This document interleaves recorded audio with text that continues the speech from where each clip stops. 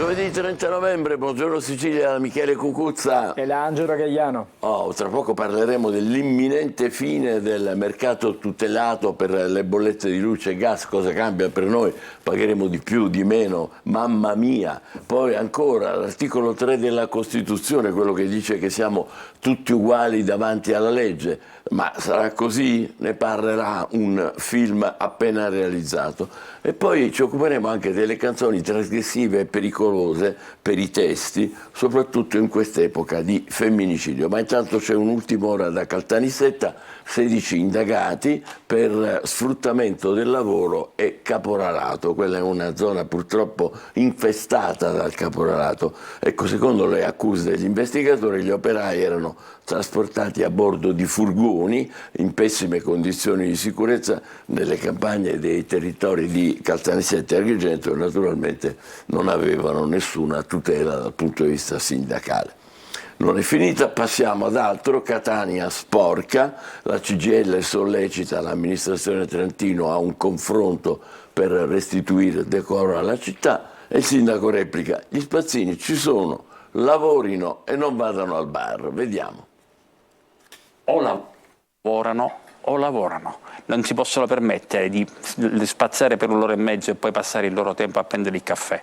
Non ha usato mezze parole il sindaco Enrico Trantino, che è intervenuto su Telecolor. A Focus ha sottolineato l'importanza del servizio di spazzamento delle strade, che molte volte però non viene effettuato a dovere. Anzi, sono tanti i cittadini che al nostro numero di WhatsApp 342 74 55 005 denunciano l'assenza degli operatori ecologici. Risultato: strade e marciapiedi sommersi di rifiuti in centro ed in periferia, immagini che mortificano una città che per il Natale si accende ma che al tempo stesso rimane sommersa di spazzatura.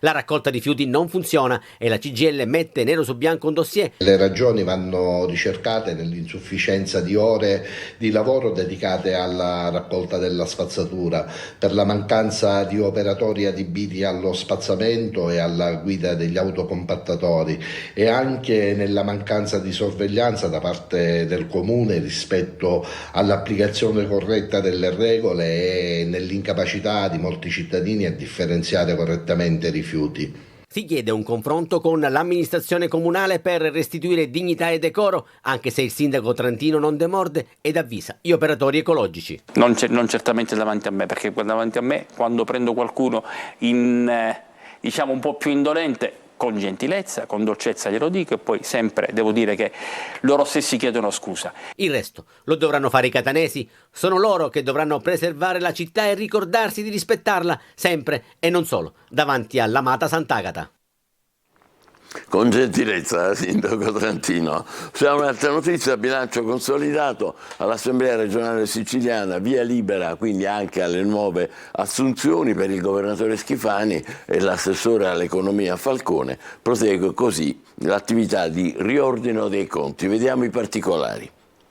È stato approvato dall'Assemblea regionale siciliana il bilancio consolidato 2022 della regione. Si tratta del documento contabile consuntivo che riunisce i risultati economico-finanziari di 158 enti partecipati, controllati o strumentali della regione. Un documento munito di parere favorevole del Collegio dei Revisori dei Conti, 35 voti favorevoli, 27 quelli contrari. A chiedere il voto palese era stato il capogruppo del PD, Michele Catanzaro. Il documento era stato bocciato e la seduta si è svolta in un clima di confronto anche tra gli esponenti della coalizione di centrodestra. La polemica era stata legata soprattutto alle assenze di deputati della maggioranza in aula, una polemica cavalcata dall'opposizione rispedita indietro dal centrodestra.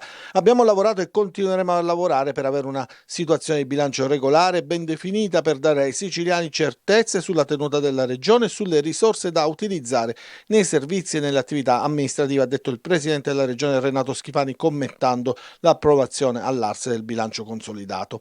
Il via libera al consolidato 2022, ha aggiunto l'assessore regionale all'economia Marco Falcone, conclude di fatto la fondamentale attività di riordino contabile, impegno da noi assunto e attuato nell'ultimo anno. In questo documento prosegue la nostra azione di allargamento del perimetro di consolidamento e dunque degli enti legati alla regione che vengono sottoposti ad attento controllo, ha detto ancora. È il momento della rassegna stampa siciliana per ora con il nostro Angelo Gagliano. Grazie Michele. Allora, prima della rassegna stampa siciliana, stamattina ci piace ricordare insomma, uno dei più grandi segretari di Stato americani, Henry Kissinger, che è morto a 100 anni. Ha plasmato gli affari mondiali sotto due presidenti, lo scrive il Washington Post in prima pagina. Questa è la versione, diciamo, tradotta in italiano, e sempre sul Washington Post la Cina rende omaggio a Kissinger, vecchio amico del popolo cinese.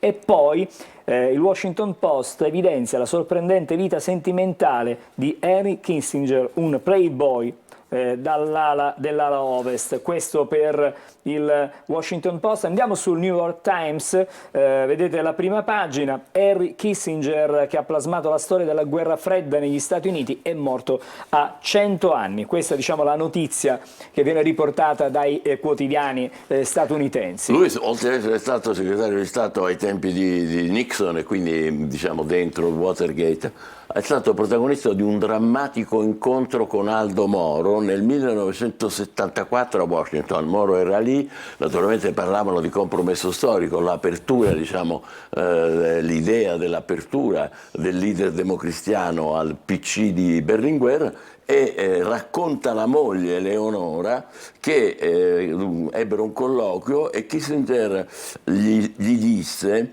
o tu cessi la tua linea politica oppure pagherai a caro prezzo questo. E le parole sono state talmente forti, talmente decise, che Moro si sentì male e fu costretto a rientrare in Italia di fronte alle minacce subite da Kissinger. E tutto questo è raccontato dalla signora Eleonora Moro. Adesso veniamo invece alla rassegna stampa regionale e partiamo dalla Sicilia di Catania. Vedete, in apertura la Sicilia torna sulle violenze, sulle donne. C'è un bollettino vero e proprio di guerra: shock a Priolo, torna o finirai come Giulia. E poi ci sono altri due casi a Caltanissetta e nel Catanese. Queste vicende vengono riprese poi nelle pagine interne del quotidiano. Vedete qui il virgolettato: torno a fare la fine di quella in TV, shock a Priolo, la vittima ha riferito agli agenti di essere stata colpita al volto dall'ex fidanzato, arrestato poi un 64enne, il questore, le aggressioni nei confronti delle donne vanno denunciate. Ci sono altri due fatti a Caltanissetta, eccolo qui, lo vedete e lo possiamo anche evidenziare in rosso. 60 chiamate alla donna desiderata, i carabinieri hanno arrestato uno stalker. E siamo invece in provincia di Catania, San Pietro Clarenza, calci, pugni, offesa alla moglie, il GIP dispone l'allontanamento. Questa, diciamo, è veramente un vero e proprio bollettino di guerra. Torniamo allora a quanto stiamo leggendo sulla prima pagina, perché si torna sulla vicenda di Giulia. Su Turetta altre accuse, geloso anche delle amiche della sua ex fidanzata. Poi ancora vediamo sulla prima il nodo giustizia ora è nel governo. Perché? Perché Del Mastro, il sottosegretario, andava a processo per le rivelazioni di segreto d'ufficio sul caso dell'anarchico Cospito, GIP contro PM, quindi praticamente c'è anche una sorta di guerra interna, fra virgolette ovviamente, perché nel pieno delle nuove tensioni fra governo e toghe, il sottosegretario alla giustizia Del Mastro viene rinviato a giudizio per avere rivelato segreti di ufficio in relazione alla vicenda dell'anarchico Cospito, rinchiuso al 41 bis. Il GIP ha così contestato la linea del PM, che aveva chiesto il non luogo a procedere, e il governo fa quadrato. Vedremo insomma poi come andrà a finire questa vicenda. C'è il caso tutto siciliano stavolta: il no a Cuffaro agita Forza Italia, da DC offesa replica a Rita dalla Chiesa. E poi fotonotizia, alleggeriamo un po'.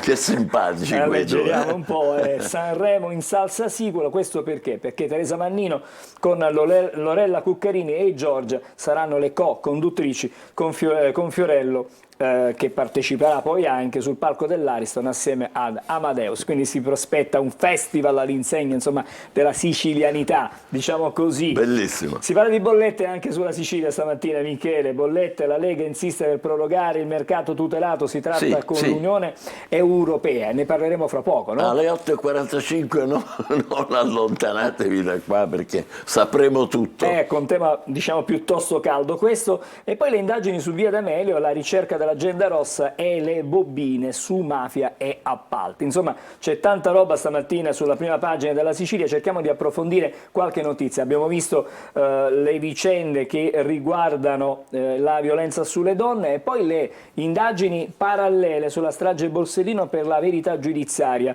Accertamento del RIS su bobine di mafia e appalti. Meloni quel giorno ha deciso di scendere in politica, avevo 15 anni, queste le parole del Presidente del Consiglio. Poi vicende che riguardano più strettamente la città di Catania, agenti al servizio dei detenuti, sono 2 condanne e 2 assoluzioni, la sentenza avrebbero favorito anche dei summit all'interno del carcere di Bicocca, questo è quello che viene fuori da questo processo. E poi in via plebiscito multe agli arrusti e mangia. In molte brascerie utilizzata carne non tracciata, sanzioni per occupazione anche del suolo pubblico. Tutto questo ovviamente per la città di Catania. Una parentesi la facciamo anche con il calcio, è un Catania infinito, scrive stamattina la Sicilia, rimonta il Crotone, passa grazie ai calci di rigore, è stata una sfida davvero diciamo non consigliata ai deboli di cuore perché si sono rincorse le 2 squadre. Il Catania è andato 3 volte sotto, però poi ha riacciuffato il 3-3 dopo diciamo nei minuti finali, e dopo i supplementari che non hanno avuto esito alla fine hanno deciso dal dischetto Chiricò, Castellini e Zanellato, questi tiri che hanno concesso al Catania l'accesso ai quarti di finale di Coppa Italia di categoria. Sfiderà il Pescara di Zeman nella fase successiva. E adesso siamo al Giornale di Sicilia perché ha un'apertura forte di carattere politico, tutti i veleni del centrodestra. All'Ars il varo al secondo tentativo del bilancio consolidato che sblocca 600 assunzioni, però non cancella le scorie. Perché? Perché Fratelli d'Italia va all'attacco della DC che a sua volta litiga con Forza Italia. Insomma, centrodestra che non sta facendo vedere il massimo diciamo, della compattezza. Ora, la riforma degli appalti è a rischio impugnativa, modifiche per 5 articoli. Lettera di rilievi del Ministero, e per evitare la scure di Roma la Giunta ha varato un nuovo disegno di legge, procedure subappalti, come cambierà la normativa, quindi bisogna correre ai ripari. Fino a 1.000 euro in arrivo incentivi per i medici che lavorano in zone disagiate, quindi si fa di tutto per trattenere i medici dalle nostre parti. Speriamo, davvero. Speriamo. E poi anche il Giornale di Sicilia torna su Priolo, se non torni fai la fine di quella in TV, è stato arrestato, stalking e violenze contro la donna, a Caltanissetta scattano i domiciliari, la protesta, 3.000 firme per salvare le 17 scuole dalla chiusura, c'è una mobilitazione a Palermo e in provincia, la petizione è stata inviata all'assessore Turano. Anche qui, prima pagina, Teresa Mannino al fianco di Amadeus, la palermitana scelta come co-conduttrice al teatro Ariston per il prossimo Sanremo. Lasciamo il Giornale di Sicilia, adesso siamo alla edizione di Repubblica Palermo, c'è un'intervista in apertura con Morosini, mancano, dice, i giudici, a rischio processi di mafia e denunce delle donne. Il presidente del tribunale, c'è una carenza del 15% dell'organico, problemi per i dibattimenti per favoreggiatori di Matteo Messina Denaro. Questo è un tema piuttosto concreto che viene evidenziato. Poi c'è un reportage, Messina, Porto delle Nebbie, viaggio nei silenzi della città dopo lo scandalo che è avvenuto all'Ateneo, dalle inchieste del passato alle dimissioni del rettore, un cocervo di politica, massoneria e malaffare. Stamattina Repubblica insomma mette sotto i riflettori la città di Messina. E poi le emergenze invece di Palermo, lo evidenziamo, vedete qua i rifiuti, chiedo scusa, eccolo qui, rifiuti e criminalità assediano Ballarò, operatori sociali sotto attacco. e poi ancora il secondo quartiere, promessa mancata a Vergine Maria, cimitero invece del parco. Insomma, ci sono tantissime notizie anche su Repubblica, che torna poi nelle pagine interne con due foto impressionanti, perché c'è un'auto che è di fatto abbandonata, depredata da tutto, ma accanto c'è poi una sorta di discarica a cielo aperto. Non è che Qui sia dove così. siamo? Qui siamo a Palermo. Ballarò, vero? Sì, le emergenze, rifiuti e criminalità e l'allarme lanciato a Ballarò, le discariche a cielo aperto, l'immondizia che è panorama del Rione nella piazza di Spaccio, tornano nel mirino anche gli operatori sociali. Don Enzo Volpe, la criminalità riguarda tutta la zona ed è costantemente in aumento a causa della povertà dilagante. Siamo scoraggiati, sono le parole praticamente del parroco. E ancora, torniamo invece all'emergenza, l'altra emergenza che è quella della mancanza di magistrati. Parlare il Presidente del Tribunale, mancano tanti giudici, a rischio i codici rossi e i processi di mafia, c'è una carenza del 15%, spero che il CSM metta presto a bando quanti più posti, i processi devono avere tempi brevi, una nuova task force si occuperà dei dibattimenti sulle violenze contro le donne, ma servono altre risorse, quindi è una sorta di richiesta d'aiuto da parte del Presidente del Tribunale di Palermo. Poi ancora, vedete, le pagine interne, Messina, porto delle nebbie, viaggio nei segreti e nei silenzi della città dello Stretto dopo lo scandalo che ha portato alle dimissioni del rettore dell'università Salvatore Cuzzocrea.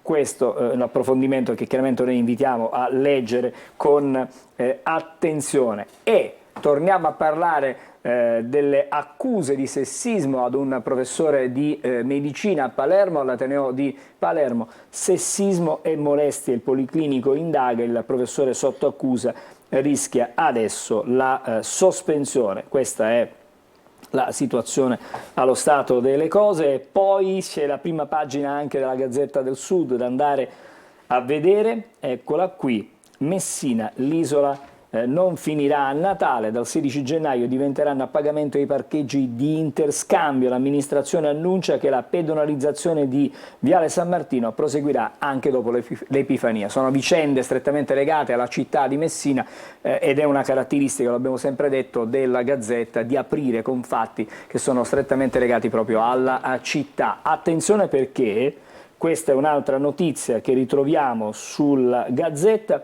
c'è un'altra inchiesta sull'università, il fascicolo aperto dai rilievi dell'ANAC sulla gestione a Cuzzocrea. Professori e studenti intanto commentano a caldo il clima che si respira nell'Ateneo dopo l'elezione della rettrice Spatari. Quindi si preannuncia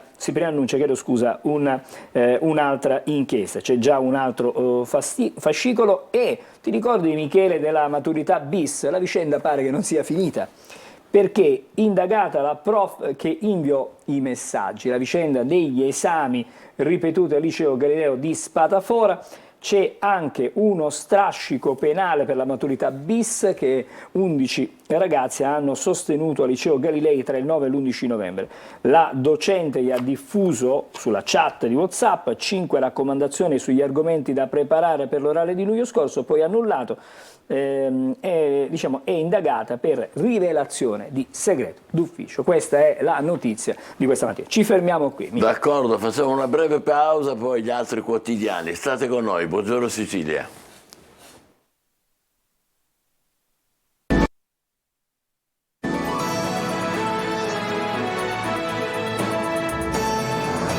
Eccoci di nuovo insieme, buongiorno Sicilia. Allora, rassegna stampa nazionale e internazionale. Eccoci qua, Michele, cominciamo con il Corriere della Sera. In primo piano c'è la vicenda governo giudici, c'è alta tensione fra l'esecutivo e la magistratura, il sottosegretario del Mastra Giudizio, il PD, ora la sfiducia, a lui non lascio, l'accusa rivelò segreti d'ufficio su Cospito, Frazzolari scelta inconsueta, il PM non voleva procedere, abbiamo visto come... Ma non era per caso questa la cosa che temeva il giudice, no? Il ministro Nordio, quando diceva la magistratura sta preparando qualcosa contro di noi? Potrebbe essere Non lo so, questo. me lo chiedo. E poi ancora Meloni e Schlein divisa sulle mafie, quindi c'è un botta e risposta tra il capo del governo e invece il capo del maggiore partito di opposizione. Ci sono tante altre notizie perché si parla anche di guida alle nuove bollette, cosa cambia per famiglie, e noi lo vedremo fra non molto. L'Expo 2030, tutti gli errori, perché c'è una specie di polemica infinita su questo Expo che è sfuggito di mano, diciamo, a Roma, ma d'altronde sono arrivati forse i petrodollari che hanno praticamente invaso tutti. Ci hanno travolti. Esattamente. E poi due notizie, tutte e due assolutamente tristi e tragiche, perché si torna a parlare della vicenda della giovane Giulia, via dalle amiche, così Filippo cercava di isolare Giulia, e quindi c'è anche questo risvolto in questa inchiesta. E poi invece la foto che ci porta al conflitto in Medio Oriente, perché il piccolo Kfir è morto a 10 mesi, era l'ostaggio più piccolo. Hamas dice colpito dai raid israeliani, altri 16 prigionieri saranno rilasciati, viene prolungata anche la tregua di altre 24 ore. Restiamo a parlare di fatti italiani, ma a questo punto bisognerà capire che cosa sta succedendo. Valle d'Aosta, i residenti in rivolta, Cervinia non esiste più. Perché? Perché prende il vecchio nome, si chiamerà Le Breuil.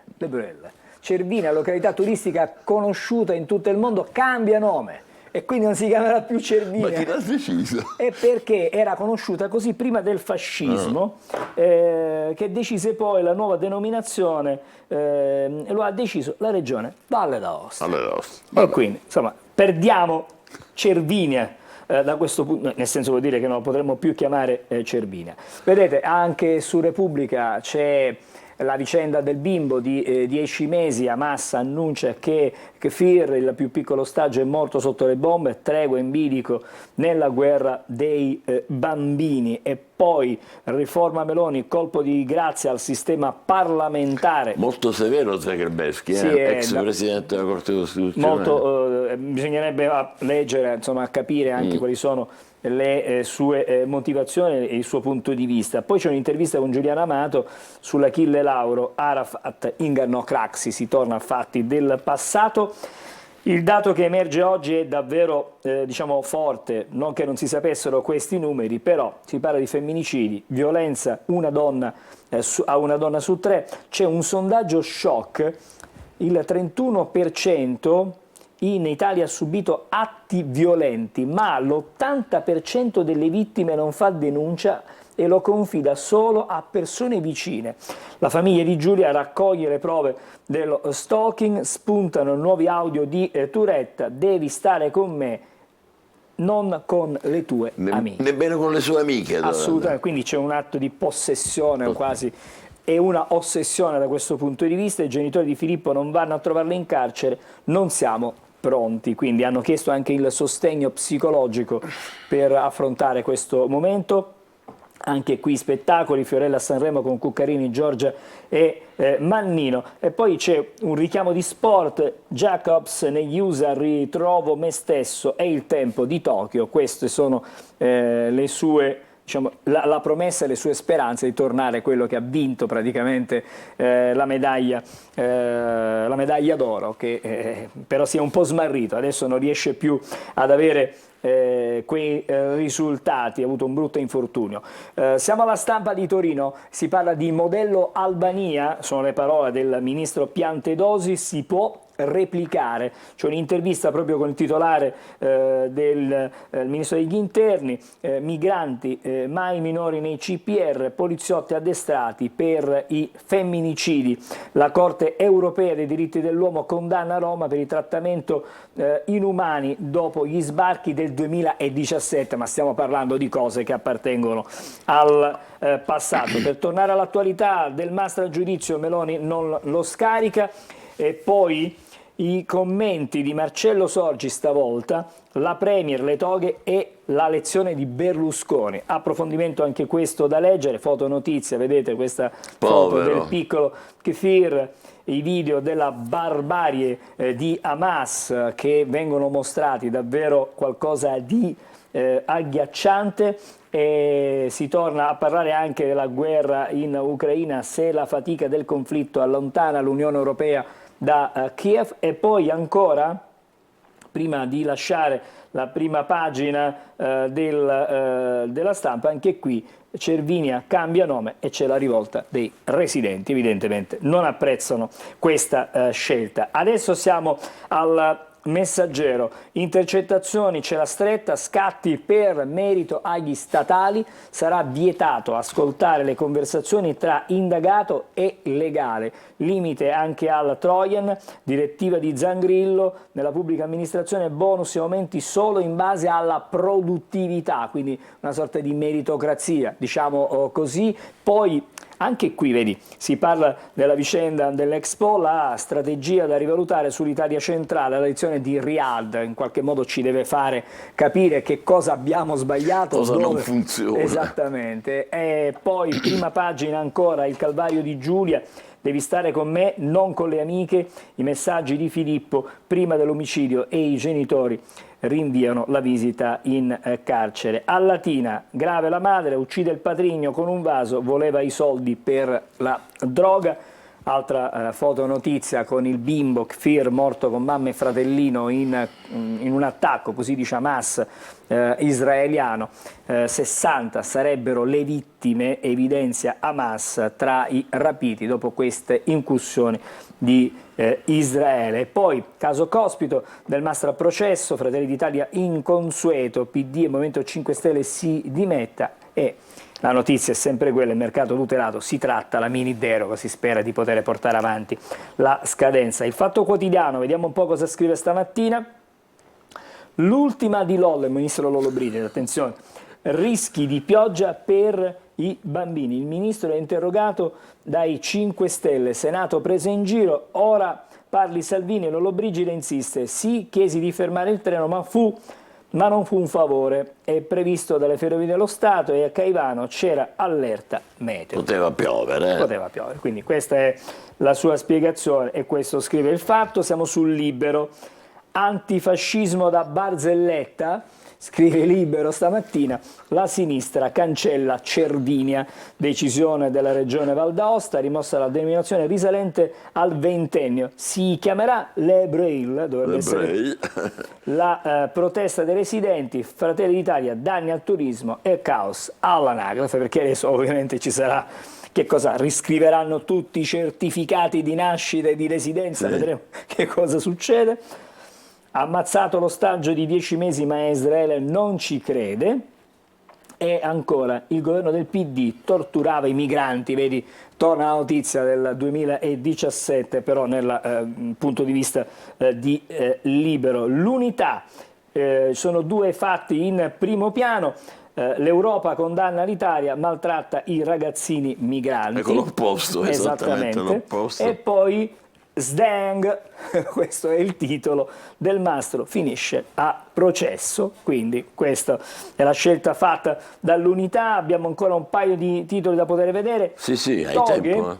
Parte l'assalto, Palazzo Chigi evoca avviso al Cavaliere del 94, del mastro a processo anche se il PM era contrario, quindi in qualche modo la linea, l'idea è quella che dicevi prima tu, non è che il ministro Crosetto in qualche modo avesse sentore di questa storia. Condannati un anno fa, magistrati ancora al lavoro, evidentemente ci saranno altre cose. Altre storie, poi la tragedia di Kfir, 10 mesi ucciso a Gaza con mamma e fratellino, e anche qui il PD al governo umiliava i migranti con Gentiloni in carica, la Corte di Strasburgo condanna l'Italia per un caso del 2017, quindi c'è una sorta di braccio di ferro tra i giornali che sono vicini all'esecutivo e i giornali che sono, diciamo, di opposizione. La verità, Casarini usava il Papa per fare soldi, ma poi diceva i vescovi sono una C con puntini puntini, no global è la lettera di Francesco per farsi finanziare. Ora me ne deve dare un'altra, ma stavolta mi deve chiamare. Insomma, sono tutte intercettazioni. E poi, vedete, la Schlein Conte, i saltibanchi del PNRR, quindi vedremo un po', magari da approfondire. Novax colpevoli delle polmoniti, la Francia smentisce. Renzi e Bassetti, sapete che la Verità ha una sua linea molto severa, molto sul Covid, molto, diciamo, ben delineata. Direi che per il momento ci possiamo anche fermare qui. Va bene, allora facciamo una pausa, c'è il meteo e poi dopo parleremo del mercato tutelato, bollette di luce e gas. State con noi, buongiorno Sicilia. Bentrovati ad un nuovo appuntamento con Trebi Meteo. Attiva una perturbazione atlantica questo giovedì sull'Italia centro-settentrionale, comporta addensamenti compatti, precipitazioni sparse, anche nevose sui rilievi alpini a tratti sino a basse quote nella prima parte del giorno, mentre la Sicilia resterà ai margini e godrà di stabilità ed ampi spazi assolati, ma rinforzerà la ventilazione dai quadranti meridionali. Sarà principalmente una vivace ventilazione di libeccio a comportare un rialzo delle temperature massime. In alcune località riusciremo anche a superare i 20-21 gradi. Ora diamo uno sguardo a cosa ci attenderà venerdì. Ebbene, la situazione meteo non cambia. Il tempo si presenta e mantiene per lo più stabile ed assolato. Qualche nube di passaggio sarà possibile, ma non darà luogo a conseguenti effetti. Le correnti restano dai quadranti meridionali, le temperature diurne oltre le medie della stagione un po' ovunque. Maggiori dettagli ed approfondimenti in merito sull'app di Trebi Meteo oppure consultate il nostro sito web.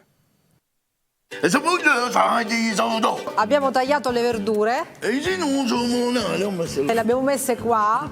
Fai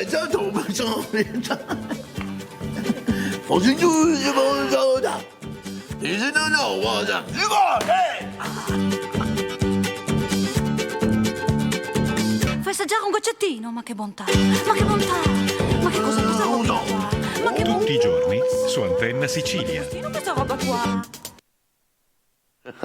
Va bene, vi ricordo che tutti i giorni prima del TG non dovete perdervi C'è chi la vuole cotta alle 13, alle 19:30, naturalmente su questa rete, su Antenna Sicilia. Do il benvenuto a Carmelo Calì, che è vicepresidente nazionale di Confconsumatori, la persona giusta al posto giusto. Dobbiamo parlare di questo cambiamento che riguarda le bollette. Si chiama addio al mercato tutelato. Non ci abbiamo capito nulla, quindi lei per favore ci spieghi tutto. Quando e cosa cambia?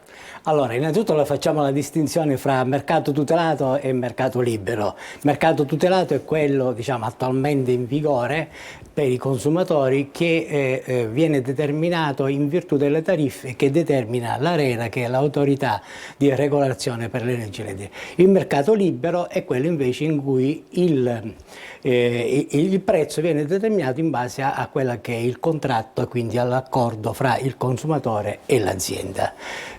Cosa cambia? Perché noi abbiamo delle riserve su questo. Perché voi avete delle riserve, questa è già una prima valutazione importante. Sì, certamente, perché l'esperienza del mercato, è chiaro che prima o poi bisognerà andare al mercato libero, però noi diciamo ci vuole, oggi abbiamo chiesto e insistiamo per una proroga. Perché? Perché il passaggio al mercato libero potrà determinare tutta una serie di problemi che si sono già verificati per il passaggio delle microimprese o delle imprese che già sono in regime di mercato libero diciamo fino a quest'anno. Voglio ricordare allora che il mercato libero entra in vigore, dovrebbe entrare in vigore, ora vedremo, sì, dal 1° gennaio per il gas e dal 1° aprile per l'elettricità. Scusi l'interruzione. Sì. No, e questo, quindi il problema è questo, nel mercato libero, per come era stato concepito, le aziende dovevano farsi la concorrenza a chi praticava il prezzo migliore. L'esperienza ha insegnato sulle microimprese che le aziende si sono fatte la concorrenza a chi applicava il prezzo maggiore. Quindi, allora... Non parliamo di caro voli a proposito, perché il presidente Schifani ne sa qualcosa su cartelli tra le varie compagnie. Perfetto. E quindi diciamo qui allora noi diciamo che proprio per accompagnare questo passaggio con una certa serenità da parte dei consumatori è necessaria un'ulteriore proroga che consenta quantomeno di evitare che ci possano essere tutta una serie di problemi. Quanto dovrebbe essere la proroga secondo voi? voi? Ma certamente sarebbe auspicabile almeno 6 mesi, però dico 6 mesi, diciamo. La cosa curiosa, Calì, è che questa cosa non la vuole nessuno, perché Salvini chiede esattamente una proroga e dice che questo qui è un'eredità diciamo delle vecchie gestioni precedenti del governo. E Schlein dall'opposizione a sua volta dice questa è una tassa della Meloni, cioè maggioranza e opposizione sono contrari entrambi, ma allora chi la vuole? Allora, diciamo che l'hanno voluta tutta, perché storicamente inizia con il ministro Bersani e arriva con tutti i ministri fino a oggi. Ci sono le lenzuolate di Bersani? Storicamente nasce così il passaggio al mercato libero. Ora, ripeto, può essere una cosa positiva se è un vantaggio. Allora, qui bisogna capire poi cosa potrà significare, come chiedeva lei, questo per i singoli consumatori in questa condizione. Innanzitutto il primo avvertimento da dare è di non farsi intimorire dalle solite telefonate che stanno arrivando, con cui viene riferito ai consumatori che nel caso in cui non scelgano autonomamente un contratto del mercato libero resteranno senza energia elettrica o senza gas. Questo è falso. Non è vero. Questo non è vero. Quindi ci sarà la fornitura continuerà a sussistere a condizioni diverse che non sono state scelte dal consumatore. Quindi diciamo sono delle tariffe non scelte dal consumatore. Allora, se io non devo fare nulla quando mi chiamano, perché poi chiamano, vabbè, che cosa devo fare? Allora, anche qui, per evitare di essere vittima di un contratto quantomeno capestro, sarebbe eufemistico per non dire altre cose, il consumatore deve sapere che se va sul sito dell'ARERA c'è appunto il comparatore, ha la possibilità, inserendo i dati del proprio immobile, dei vani, del tipo di consumo, tutta una serie di dati e il comparatore dell'autorità per l'energia gli prospetta subito quali sono le offerte delle varie aziende e il consumatore valuta e può scegliere l'azienda X piuttosto che l'azienda Y. Come faccio a saperlo? Con internet? Sì, sul sito dell'ARERA, l'autorità di regolazione delle reti, e quindi questa... E quello fa il comparatore e ti fa vedere le diverse... chiede di inserire... Allora, questo è il modo migliore di scegliere, perché è chiaro che a qualsiasi operatore si possa rivolgere il consumatore dirà sempre le mie tariffe sono le migliori. E invece il comparatore dell'autorità consente quantomeno al consumatore di avere questa possibilità di verificare in base a quelli che sono i propri consumi, la propria storia di consumi eccetera, di poter valutare. Questa è una cosa importante. Altra cosa, nel caso in cui si dovesse cascare nella trappola di un contratto stipulato, attenzione che avete la possibilità di recedere, che è la possibilità di esercitare il diritto di recesso entro 14 giorni, ad esempio se viene fatto con la porta a porta ma anche telefonicamente, e attenzione perché se non viene data l'informazione al consumatore sulla possibilità di recedere da quel contratto, il termine per recedere si allunga a 12 mesi. Quindi attenzione, se per errore può succedere, se si resta vittime di un contratto di cui e attenzione, questo è il cosiddetto diritto di ripensamento. Quindi paradossalmente il consumatore potrebbe anche cambiare non perché si rende conto che quelle tariffe sono eccessivamente onerose, ma perché magari nel frattempo ne ha trovate altre più vantaggiose. Allora basta che il consumatore nell'esercitare il diritto di ripensamento non deve spiegare i motivi, è un diritto e lo esercita senza dover dare motivi. Ma se io sono indeciso, dico ancora non mi sono convinto, non so che faccio? Allora viene trasferito, chiamiamolo d'ufficio, chiamiamolo così tra virgolette, a delle tariffe che sono in qualche modo diciamo graduali e quindi diciamo in qualche modo... Sistema a tutele graduali, è vero? Sì. E che è questa cosa? Allora praticamente è come se a poco il consumatore viene trasferito a delle tariffe che sono del mercato libero ma che non sono, diciamo, non sono più del mercato tutelato. E chi mi trasferisce? C'è qualcuno che lo fa? Sì, e all'inizio per l'energia elettrica questo significa con lo stesso gestore, cioè con lo stesso gestore. Poi un domani ci potrebbe essere anche la possibilità di essere trasferiti d'ufficio a dei gestori che per ogni regione hanno, diciamo, ottenuto la possibilità di esercitare questa, chiamiamola così per dare un'idea, questa gestione d'ufficio dei contratti che i consumatori non hanno scelto. Però anche in questo caso il consumatore, una volta che si ritrova con un operatore, un gestore che non è quello che può decidere subito, l'indomani, dopo 2 giorni eccetera, di andare presso un operatore che ha scelto lui, cioè quindi essere trasferiti d'ufficio da quella che è oggi il gestore che ho a un altro, chiamiamolo, non mi esclude la possibilità di andarmene sbattendo la porta o tranquillamente. E come faccio ad andarmene, scusi? Con la portabilità del contratto si fa io posso trasferire, passare, già questo è possibile anche oggi, io posso passare da un operatore all'altro tranquillamente. Come faccio già ora? Certo, cioè, ma non già ci sono ora spese di attivazione e disattivazione, perché molte di queste aziende poi hanno delle clausole particolari per cui se io recedo da un contratto mi possono fare pagare, che ne so, 200, una penale. No, ma questo nel caso in cui io ho scelto quel contratto e quel contratto prevedeva per esempio un vincolo di quella tariffa per un determinato periodo di tempo. Allora se io recedo prima, l'azienda mi può dire... Ma lei se l'immagini una signora anziana, con tutto il rispetto, che vive da sola, pensionati, qui ci vuole il commercialista pure per le bollette. Certo, e Far West, sarà un Far West, perché noi, attenzione, mai dare il codice cliente alle telefonate, ma soprattutto il numero iPod, che è quello con il quale spesso abbiamo visto hanno determinato, perché con quello si va a determinare mai dare il codice iPod, che è l'identificatore dell'utenza. Otranto, perché non bisogna darlo? Perché con questo si è in grado di incidere sulla possibilità di attivare il contratto.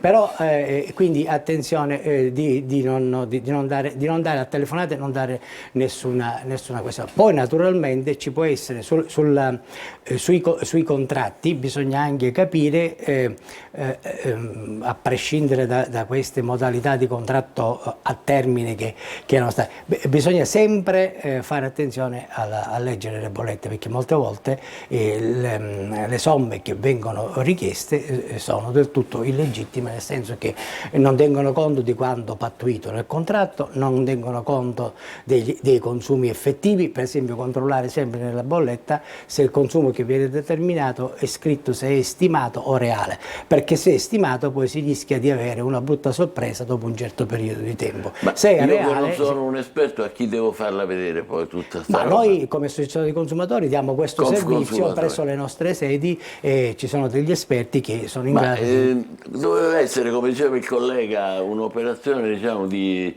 liberalizzazione europea, no? Un po' come per gli stabilimenti balneari, ma poi alla fine diventa complicazione e affari semplici. Sì, perfetto, certo, perché la cosa da fare è accompagnare quello che noi stiamo chiedendo ancora in queste ore al governo, di accompagnare il consumatore a una scelta serena, libera e con consapevolezza.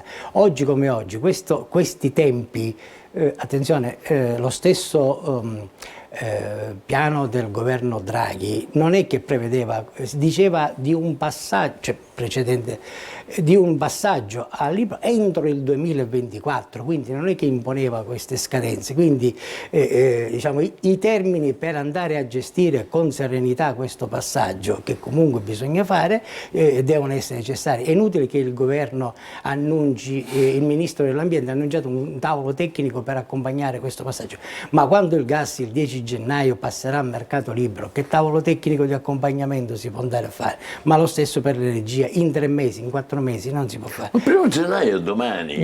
Domani. Scherziamo. Allora secondo lei ci sarà una proroga, diciamo?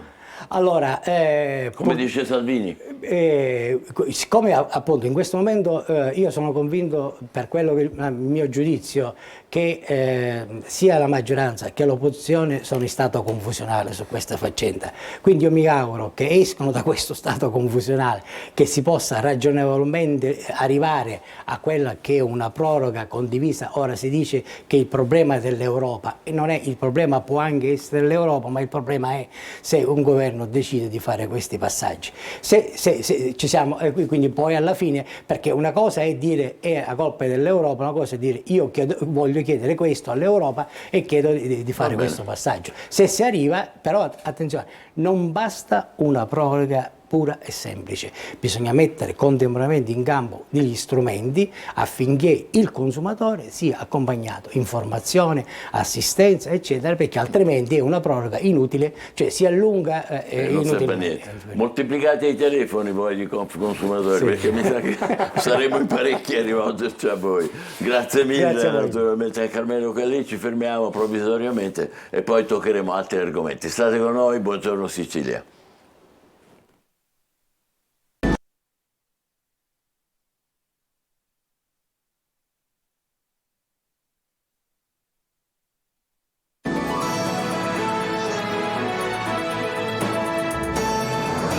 Sicilia, vogliamo parlare di un film in uscita, è un film di Francesco Millonzi sull'articolo 3 della Costituzione, quello che dice che la legge è sostanzialmente uguale per tutti. Ve lo leggo, è brevissimo, tutti i cittadini hanno pari dignità sociale e sono uguali davanti alla legge, quindi siamo tutti uguali davanti alla legge, senza distinzione di sesso, di razza, di lingua, di religione, di opinioni politiche, di condizioni personali, sociali, niente di tutto questo. La Costituzione non vale nulla, dice siamo tutti uguali davanti alla legge. Ma è così veramente? Ne parliamo con l'autore del film, Francesco Millonzi, il regista. Buongiorno, benvenuto, vediamo se lo trovo. Buongiorno Michele, buongiorno. E con il dottor Nunzio Sarpietro, magistrato. Buongiorno dottore e benvenuto.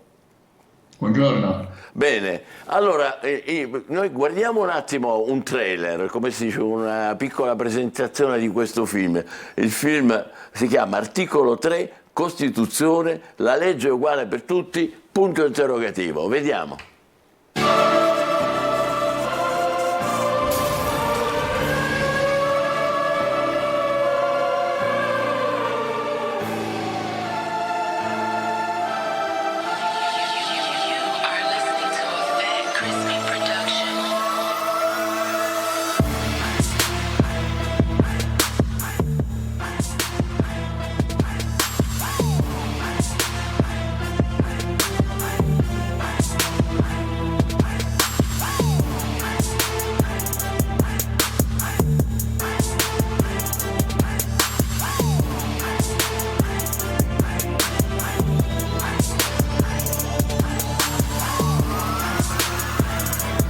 Intrigante questo trailer che fa vedere la dea bendata come delle volte è cieca e qualcuno invece di essere in equilibrio finisce giù.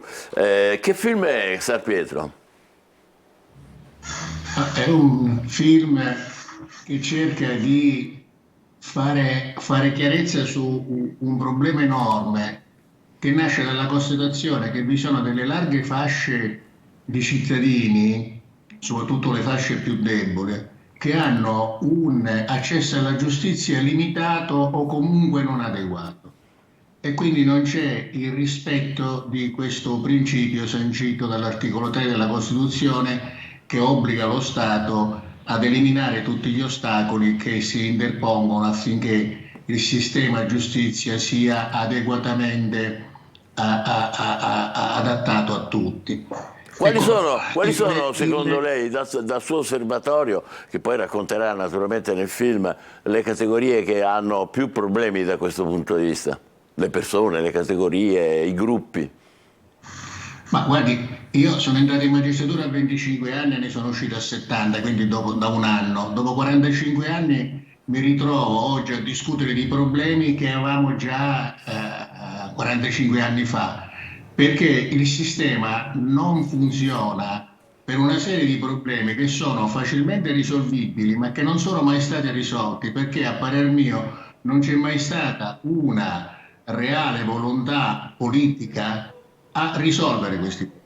Perché la domanda che mi pongo e che ci siamo sempre posto: un sistema giudiziario che funziona, lo vogliamo, lo vogliono o non lo vuole nessuno? Questo è il problema, perché se il sistema giudiziario funziona, allora quella illegalità diffusa che noi vediamo ormai nelle nostre città, nel nostro Stato, un po' dappertutto, finirebbe.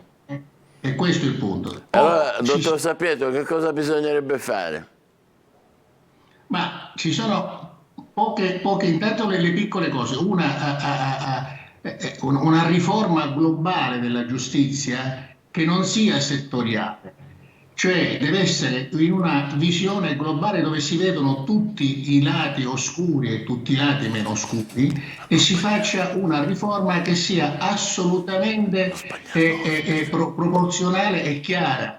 Se andiamo a toccare singoli settori, di fatto non riusciamo a concludere molto, perché si chiude un buco ma se ne apre uno più grosso. E di questi giorni il discorso della riforma che si vogliono fare le pagelle ai giudici. Ecco. Benvengano, però le pagelle... Benvengano, lei è favorevole quindi? Benvengano le pagelle.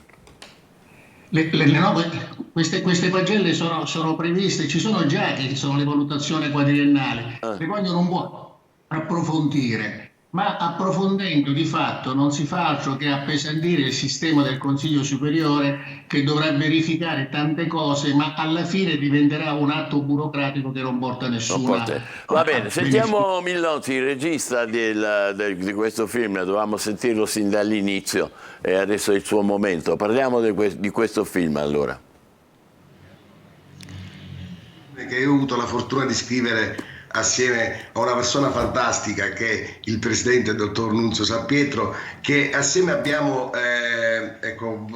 fatto questo film dal titolo Articolo 3 Costituzione, legge uguale per tutti, e che è un film che magistrati, giuristi, scienziati come Zichichi, si analizza quello che è poi il sistema giustizia. Noi dobbiamo dire una cosa importante, Michele, che noi abbiamo i migliori magistrati al mondo, che combattono con coraggio, professionalità, anche rischiando anche la vita, le associazioni più criminali del mondo. Noi dobbiamo essere vicino ai magistrati, alle forze dell'ordine, a coloro che ci difendono, perché la giustizia è l'humus principale della convivenza tra i popoli. E allora si è pensato di analizzare quello che è il sistema giustizia, anche parlando, se è il caso, degli errori giudiziari, affinché si migliori, affinché questi fatti magari non avvengano più. Ci sono tanti protagonisti nel film, che c'è? Ce ne vuole elencare qualcuno? Sì, noi abbiamo il dottor Nunzio Sampietro, Alfonso Sabella, l'altro magistrato, il magistrato Luparello, Morra, Zichichi, Raspanti, il vescovo Raspanti, perché si è fatta anche la distinzione tra giustizia terrena e giustizia divina in questo film. Abbiamo il primo caso di depistaggio del dottor Messineo, Mancuso, il figlio di Lenin Mancuso, ucciso assieme al giudice Terranova, l'autista di Falcone Costanza, Giuseppe Costanza. Abbiamo diverse persone che ognuno porta al film il suo contributo su questo tema. Molto interessante, ma il messaggio qual è? Indica una soluzione o lascia con il dubbio, come dire? Nessun messaggio indica una soluzione o lascia nel dubbio, semplicemente si vuole analizzare in maniera concreta quello che i fatti accaduti in passato. Abbiamo anche, ad esempio, in questo film affrontato il caso Tortora, dei fatti che speriamo che non accadranno mai più in futuro, perché la libertà di una persona è molto importante. Quando anche può capitare che possa succedere un errore giudiziario, ma ripeto, questo film è un film per la giustizia e per i magistrati e per tutte quelle persone che ogni giorno rischiano la vita per difendere la nostra incolumità fisica, come si per farci rendere una vita più convivibile è migliore, perché la giustizia è il principale humus per la convivenza dei popoli. E come si potrà vedere? Dove si vedrà? È un docufilm che andrà nelle sale, andrà in televisione? Sì, noi già abbiamo, tra l'altro stasera Telecolor alle 20:45 lo manderà in onda, poi anche Antenna Sicilia, ma tantissime TV sparse in tutta Italia, da Trento ad Agrigento. Abbiamo circa un centinaio di emittenti grandi televisive che in tutta Italia mandano in onda questo film con le repliche. Questo è il nostro 11° film. Io ho avuto la fortuna di conoscere questa persona fantastica, il dottor Sarpietro, che assieme abbiamo scritto l'anno scorso il film Mafia e Religione, che ha avuto record di ascolti, e che assieme abbiamo intrapreso questo cammino che mi rende orgoglioso e felice di aver conosciuto, ripeto, questa persona fantastica, il dottor Nuzzo Sarpietro, il presidente del dottor Complimenti allora a Francesco Millonzi, che è il regista di Articolo 3 Costituzione, al dottor Nunzio Sarpeto, che è intervenuto così generosamente con noi. Ci vediamo allora stasera, a che ora lo vediamo?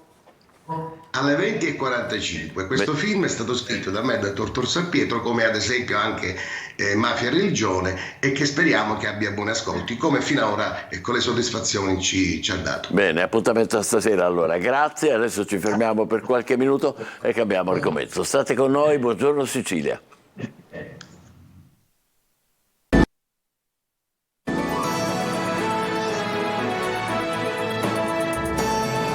Buongiorno Sicilia, quando la musica dà il cattivo esempio. Ne parliamo con il professor Carlo Collocca, che è docente di sociologia urbana all'Università di Catania. Buongiorno professore. Allora, qualche piccolo esempio, tanto per dire, piccolo tra virgolette. Allora, giusto ieri è stata annullata il Capodanno alla Dispoli previsto con Emischilla, perché niente, canticchiava delle cosette tipo: preferisco saperti morta, alla sua donna, che con un altro vengo a spararti. Ma non è mica l'unico. Noi siamo stati tra i primi a rivelare che, per esempio, Fabiana vuole il malessere, no? Questa cantante napoletana, che dice: mi piace il tipo che se esco con le compagne pianta delle grane, cioè fa arrevutare, si dice in napoletano. E ancora sempre lei, Fabiana, canta: porto un collier, no? una collana vicino al collo e vicino al morso che mi hai dato ieri, perché lui la morde. E questo ha 1,5 milioni di visualizzazioni. Ora arriviamo al punto che persino naturalmente un personaggio importante come Caterina Catelli, che è una produttrice oggi ma è stata una grande cantautrice a suo tempo, dice: ci sono dei testi delle trap che sono inascoltabili, dice la Caselli. La censura non serve, dobbiamo capire perché i ragazzi parlano così. Qual è la sua opinione, professor Collocca? Sì, direttore, allora il caso che lei citava di Emischilla è interessante anche perché evidentemente se c'è questo tipo di offerta musicale, perché c'è un certo tipo di domanda, evidentemente, innanzitutto a partire forse da un linguaggio che tra la rima, il discorso ritmico, il linguaggio di strada evidentemente piace alle giovani generazioni. Non c'è dubbio però che probabilmente l'episodio in questione cade in un momento in cui l'emergenza sociale che stiamo vivendo rispetto a femminicidi e violenze di genere, ce ne sono stati altri dopo la povera Cecchettin che sia il momento di far passare questo tipo di messaggi. Tra l'altro il Codacons aveva già 7 anni fa, nel 2016, chiesto alle maggiori radi italiane di non trasmettere contenuti con sfondi misogini, e faceva riferimento proprio anche a Emischilla. Quindi credo che il sindaco leghista di La Dispoli abbia fatto bene a ravvedersi. Tra l'altro era un concerto da 345.000 euro, quindi ecco. chi lo ha criticato anche una spesa in qualche modo immorale. Non c'è dubbio però la interrompo, mi scusi, perché poi il versante del femminicidio e quindi diciamo dei rapporti violenti nei confronti della propria donna, della propria compagna, possessivi, maschilisti, sessisti, sono terribili. Ma c'è anche un altro versante nella musica rap, trap, eccetera, eccetera, che come dire, flirta un po' con la mafia. Per esempio Nico Pandetta, no? dice così, testuale: zio Turi, tu sei la scuola della mia vita, mi hai insegnato a vivere con onore. Peccato che zio Turi è Turi Cappello, un boss catanese che è al 41 bis dal 93. Ma dobbiamo farci sciroppare sta robaccia noi? No, noi non dobbiamo farci assolutamente, come dire, dobbiamo difenderci da questa robaccia, come diceva lei. Io da qualche anno provo un po' a seguire con i guanti, con le pinze, per un attimo. Il trapper evoca l'idea di una sorta di primitivo urbano, che è un uomo che fa prede e la donna è fra queste prede, non teme alcun potere contrapposto e utilizza anche il linguaggio neomelodico in questo stile trapper per fare proseliti. Ci sono tutte le condizioni per costruire una sorta di subcultura mafiosa. Però professore, lei è un sociologo, professore, mi scusi, lei è un sociologo, delle due l'una. Piace questa musica perché dice queste cose o perché uno in fondo è un giovane, un ragazzo, dice questa è la nostra musica, chi se ne frega di cosa c'è, cosa dicono, cosa non dicono, è roba per giovani, non possono certo seguirla i boomer, tutti i genitori, rompiscatole vari. Che ne pensa? Sì, non c'è dubbio che rientri in qualche modo in stili di consumo che piacciono ai giovani. Io non voglio far passare il messaggio che tutti quelli che ascoltano Nico Pandetta poi lo capiscono. Molti probabilmente appunto non ne capiscono fino in fondo. Ecco. Il messaggio piace anche perché ci sono delle pratiche di consumo che lui rilancia, io le chiamo delle 4T, i tatuaggi, le tute, i telefonini molto costosi, le trainer, si sottolinea l'importanza di poter guadagnare con lo spaccio quanto guadagna un carabiniere in 6 mesi, uno spacciatore lo guadagna in un anno. Chi si sofferma un po' di più su questi contenuti dovrebbe ben capire che i messaggi delle 4T, che già per quanto mi riguarda per alcuni aspetti sono deprecabili, questa è una violenza narrata con una cifra specifica rispetto al tema di questa nostra chiacchierata. C'è una spiccata mascolinità egemone in tutta la narrativa musicale del Pandetta e di altri trapper. C'è una sorta di vera e propria venerazione del capo, e il capo è un maschio. Ecco, tutti questi messaggi messi insieme non possono, cioè noi credo che dobbiamo fare evidentemente anche una riflessione su tutti quei linguaggi violenti che certa politica, certo cinema, certi media talvolta veicolano. Ecco, però, e che hanno una mi scusi, di la interrompo perché non è che questi qui hanno d'altra parte il loro spazio, eccetera, eccetera, anche perché non c'è altro. Voglio dire, scuola niente, nada de nada, educazione civica non ce n'è, educazione ai sentimenti non c'è, educazione al rispetto delle donne non c'è da nessuna parte. E quindi, come dire, ce la prendiamo con questi, giustamente, ma contemporaneamente ci dimentichiamo che il resto della società non fa nulla. Ora, io non sono totalmente d'accordo con questa apocalisse, tra virgolette, che lei descrive, perché c'è uno sforzo non indifferente nel nostro territorio. Io giro molto per le scuole di Catania e non per le scuole soltanto, diciamo, dell'upper class, dei ceti medio-alti, ma soprattutto quelle che sono in contesti difficili, e le posso assicurare che ci sono sforzi non indifferenti in contesti dove la scuola è l'unico presidio di legalità. Però se noi ci ritroviamo a volte, e io qui mi interrogo molto, sistemi di comunicazione che permettono ad un Pandetta questo agosto scorso, con il suo ultimo LP, di campeggiare nella cartellonistica pubblicitaria a Catania, anche se poi prontamente rimossa all'amministrazione locale, evidentemente ci sono anche io mi interrogherei molto su quello che è il sistema che noi non vediamo, che sta dietro anche le produzioni, la commercializzazione, i montaggi di questi video. Cioè, alla fine persone come Pandetta sono un po' la punta dell'iceberg, servono perché lui comunica bene, tra virgolette, determinati contenuti, però non dimentichiamoci che c'è in questa città, e non solo, ma io mi riferisco soprattutto al territorio della nostra area metropolitana, uno sforzo non indifferente di legalità organizzata, però è chiaro che stenta, perché diciamo il messaggio che dovremmo riuscire a comunicare tutti a vari livelli non ha la stessa capacità di fascinazione che ha quella del trapper neomelodico in questione, come di altri.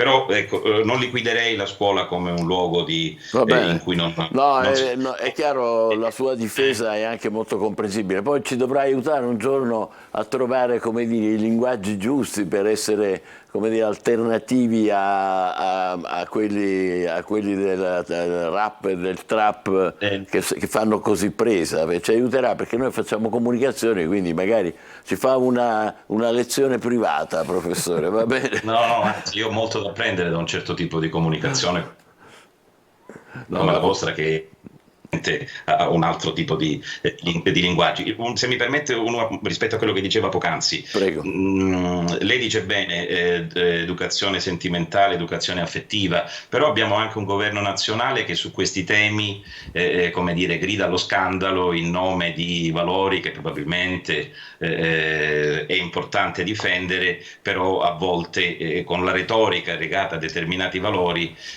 non decolla un certo tipo, che a me piace definire di educazione sentimentale, affettiva, oltre che sessuale, e quindi dobbiamo anche interrogarci rispetto a come vogliamo che vada avanti la scuola oggi. Esatto. E poi diciamo che ci sono i contesti sociali, i contesti dei quartieri, i contesti familiari, la povertà educativa dove attecchiscono contenuti anche del genere non è soltanto frutto di deficit del sistema scolastico. Non dimentichiamoci che i docenti sono frequentemente delegittimati dai genitori nel loro ruolo, perché il genitore è sempre più frequentemente dalla parte del figlio, a loro dire penalizzato o non valutato per quello che dovrebbe essere. Va bene, ci fermiamo provvisoriamente qui. Problema complesso, naturalmente, che poi bisognerà continuare ad affrontare e soprattutto continuare a seguire, visto la gravità della situazione, dei fenomeni, soprattutto del femminicidio, ma non soltanto. Grazie al professor Colloca, sociologia urbana all'Università di Catania. Adesso ci guardiamo l'almanacco insieme. Buongiorno Sicilia.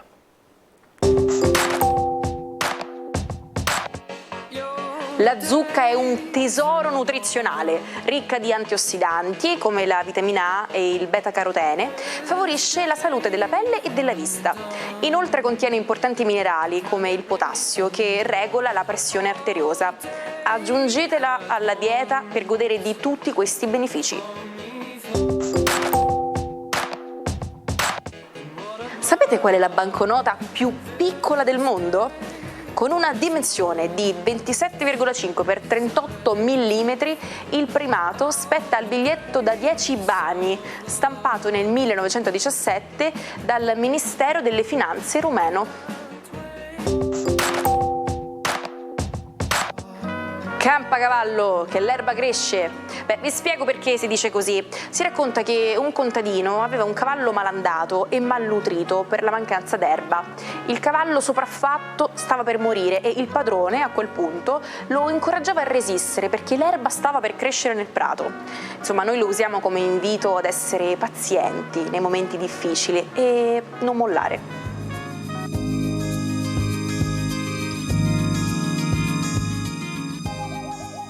Buongiorno Sicilia, da un'occhiata adesso alle stelle con l'aiuto prezioso naturalmente di Marco Amato. Ciao, buona giornata. Buongiorno. Buongiorno Sicilia. Oggi hai una tazza argentea, se non sbaglio, eh? Eh beh sì, è una tazza anni 60 ed è di origine pugliese. Vi ricordo che con la ceramica non siamo solo bravi in Sicilia, ma anche Campania e Puglia sono bravi. Questa è una ceramica di Monopoli e il supporto tende a mantenere in maniera ottimale una ritenzione termica per non fare raffreddare il caffè, ma per agevolare la presa sulla tazzina. Fantastico, sono astute. Salutiamo gli amici di Monopoli, che ne abbiamo parecchi da quelle parti. Marco, allora, con chi ce l'hai oggi? Allora, oggi ce l'ho anch'io con la musica, ma in un'angolazione un po' diversa, nel senso che oggi esce, in questi giorni, per meglio dire, esce il Wrapped di Spotify. Come ogni anno, a fine anno, quindi nella costellazione del Sagittario, segno del dono, dello sport, dell'agone sportivo e della generosità, esce la classifica più democratica che le statistiche Spotify segnalano sul consumo di musica. Quindi mi riallaccio proprio al discorso che facevamo poco fa, che ha purtroppo e per fortuna alcune analogie. Allora, cosa ci dice Spotify? Che la signora Taylor Swift è stata l'artista più ascoltata nel mondo. Taylor, che apprezzo personalmente tantissimo, tra l'altro questo è stato l'anno in cui è uscita una sua hit veramente molto apprezzabile, ho detto hit, ma giustamente io sono un boomer anni 80, quindi per me le canzoni che fanno successo sono delle hit.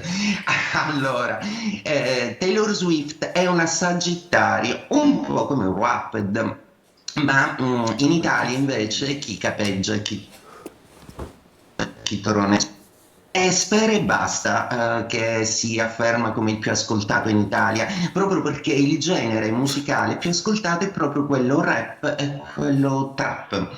Su 10 classificati, gli unici che non fanno questo genere di musica sono i Pinguini Tattici Nucleari, che rientrano nella rosa dei 10 più ascoltati secondo Spotify in Italia. Ed è sicuramente un periodo sociologico in cui la sintetizzazione e la decostruzione della lingua italiana privilegiano un po' il rap, ma anche la difficoltà a proporre dei modelli un pochino più eroici, diciamo, ma questo è un altro discorso. Anche Sfera Ebbasta vi sorprenderà sapere che è un Sagittario anche lui. Ma chi è la signora invece degli ascolti italiani? È Anna Pepe al secolo, ma che si fa chiamare semplicemente Anna. Anche lei è una rapper, grande successo per questa signorina che si cimenta in questo genere musicale. Lei è una leone. Come vedete sono tutti segni di fuoco e tutti relativi più o meno al Sagittario. Il leone che vuole riprendersi un po' la sua sfera di vittoria, di ruggire come un re nella savana, e il Sagittario sempre pronti ed adattabili a qualunque necessità. Segno, dicevo appunto, dell'agone sportivo, quindi ottimi per una classifica.